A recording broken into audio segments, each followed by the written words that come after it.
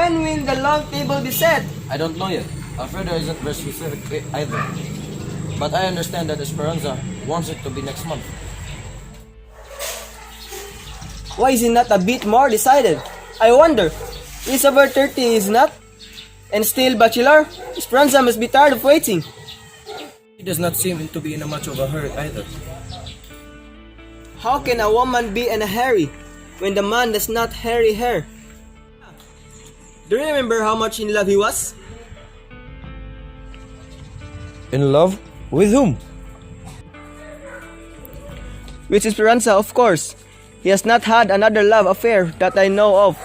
What I mean is that at the beginning of he was enthusiastic, flowers, serenades, notes, and things like that.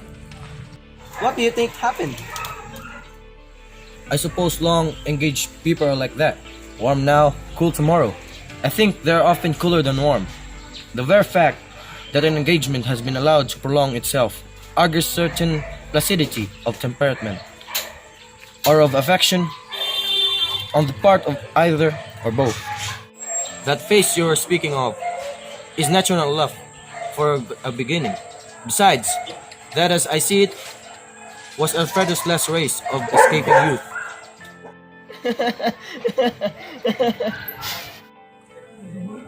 Come, Alfredo. We shall visit Judge Devalier's home. But I have to finish this. A little mental relaxation now and then is beneficial besides. A judge's goodwill? No, it's worth a rising young lawyer's struggle.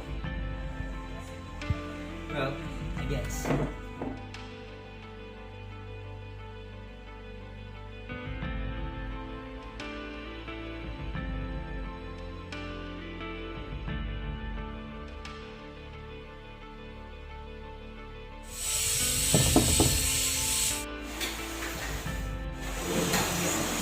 Good evening. Is Judge Devalier home? Yes, yes. I'd like to introduce myself and my companion. I'm Don Julian, and this is my son, Alfredo. We are your neighbors. Oh, nice to meet you. I'm Julia. Let me just take a moment and call my kuya. Come in and make yourself at home. Thank you, Mr. Bond. Good morning, boss.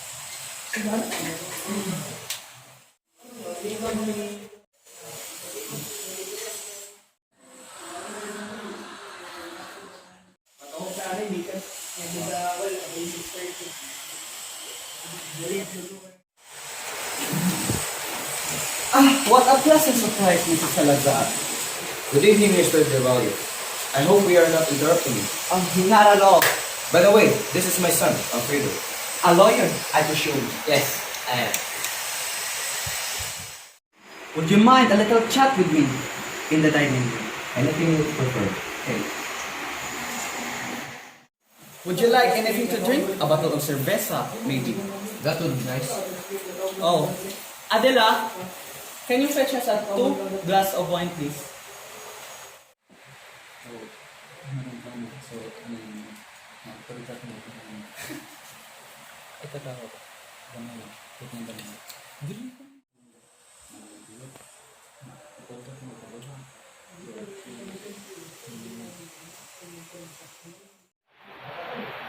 So this is my wife, Donna Adela, Julia's sister. Hello, Mrs. Devalier. I'm Don Julian.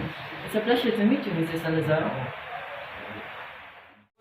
Company for a while? I think their chat will take a couple of hours. There is not much more than to you, Mr. Ball. Oh, not at all. Alfredo, may I excuse you from this fine lady for a moment? What is it, Father? I just found out that Julia is not Judge Devalier's sister, but rather his sister-in-law. I apologize for calling you Miss Gavali. If you had told me sooner, I wouldn't have. That was nothing. Each time I was about to correct you, I remembered I had a similar experience I've had before. Oh, A man named Manalang, I kept calling Manalo. After the 10th or so, the young man rose from his seat and said suddenly, "Pardon me, but my name is Manalang. Manalang. You know, I never forgave him." The best thing to do under the circumstances I have found out is to pretend not to hear and to let the other person find out his mistake without help. As you did this time, still, you look amused every time I was thinking of Mr. Manalang. I wonder what is sitting here for so long. He's not usually like this. Maybe he's busy. We're gonna accompany you home if that is what you want. I'm fine. I will just wait for him here. Are you sure? Yes. Okay then, we'll just leave you here. Take care, Esperanza. Bye-bye. I see that you've been really busy lately. Yeah. I'm sorry about that. I'm almost done. Even on Sundays, he seems to forget to wait for me outside of the church. I just had a lot of paperwork to do. I understand with your job and all. Up here! I found something! Amusement? No. Youth. It's spirit.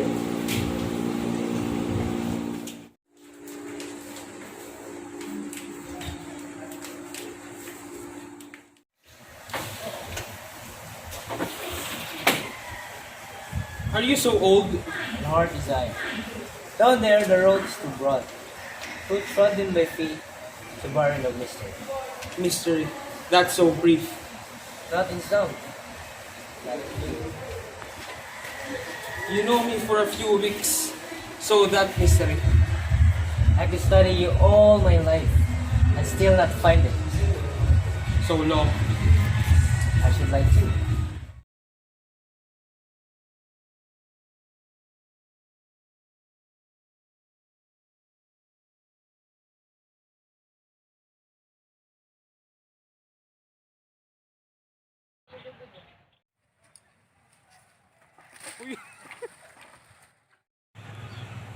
The afternoon has seemed very short, hasn't it? This, I think, is the last time we can visit. The last. Why? Oh, you'll be too busy perhaps. Do I seem especially industrious to you? If you are, you never look like it. Not perspring or breathless, as a busy man ought to be. But Always unhurried, too unhurried and calm. I wish that were true. A man is happier when he is, as you say, calm and placid. Like a carabao in a mud pool. Who? I? Oh, no. You said I am calm and placid. That is what I think. I used to think so too. Shows how little we know on ourselves. Oh, you don't need to. No? But I want to. There's no time. I know this is elsewhere and it's strange. Strange enough, I mean. I cannot get rid of the old things. Old things? Oh, old things. Steaks, conferences, old baggage.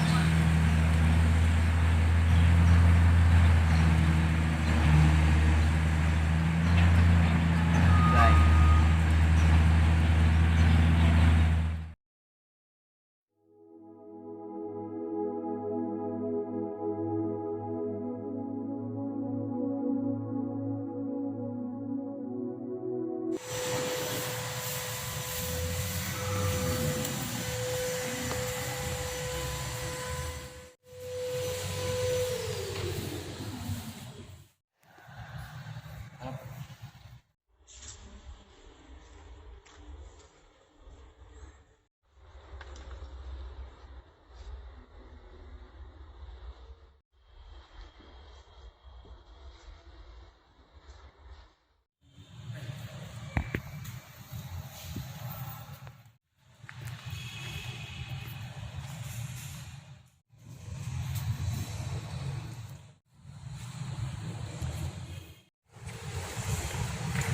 Good afternoon.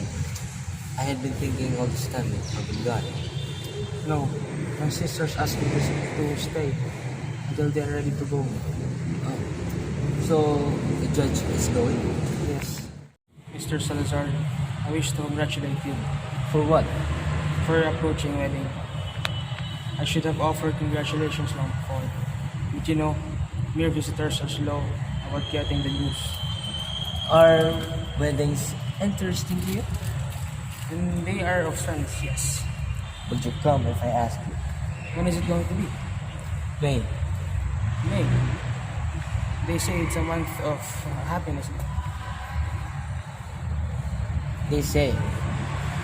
Would you come? Why not? No reasons. I was just asking. Then you will. If you will ask me, Then I ask you. then I will be there. Julia, did you ever have to choose between something you wanted to do or something you had to do? No, I thought maybe you had an experience. Then you could understand a man who has such a situation. You are fortunate. is this man sure of what he should do? I don't know, Julia. Perhaps not. But there is a point where a thing escapes us and rushes downward of its own, dragging us along. Then it is foolish to ask whether one will or will not, because it no longer depends on it. But then why? Why? What do I do now? That Doesn't is his problem after all. doesn't weddings interest you? Why must it? I have to say goodbye. Bye, Mr. Salazar. We are at the house.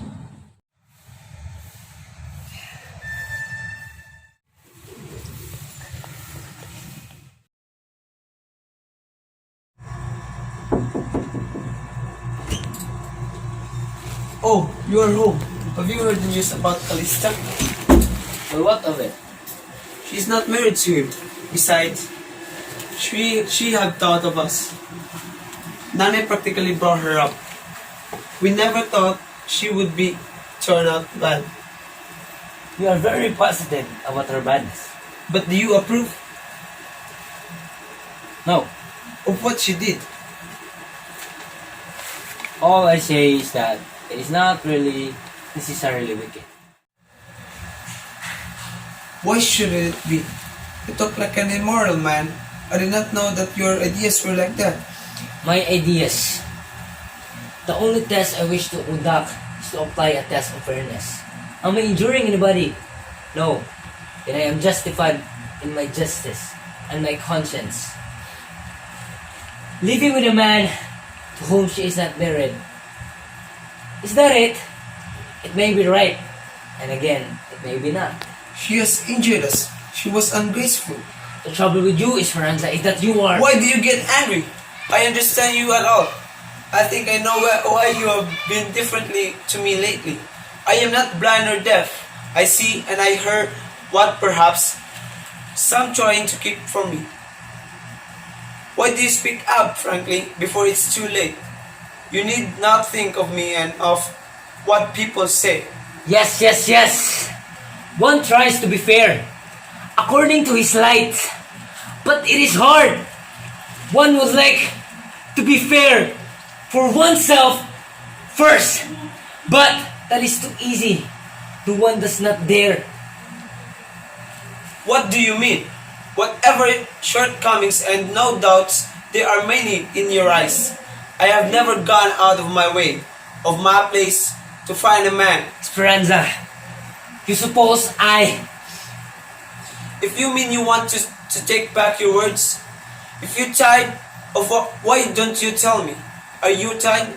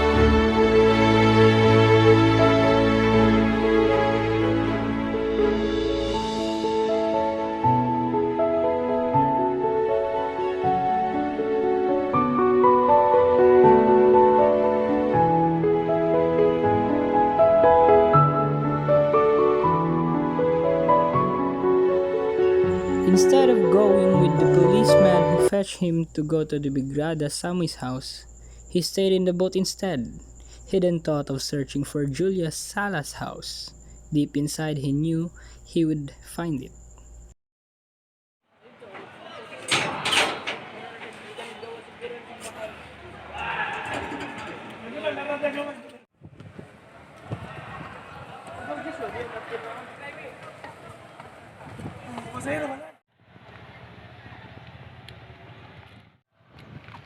Some little business.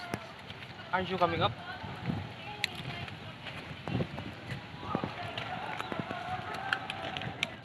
He immersed himself in an illusion, in a dream that he could possibly be with Julia despite hurting Esperanza, and of course breaking a lot of society's rules. In the end, in his final encounter with Julia, where the girl did not seem to respond to his last show of love, there he was redeemed from that delusion, that all along he was holding on to nothing, that all along he was looking at dead stars, stars that appear presently to the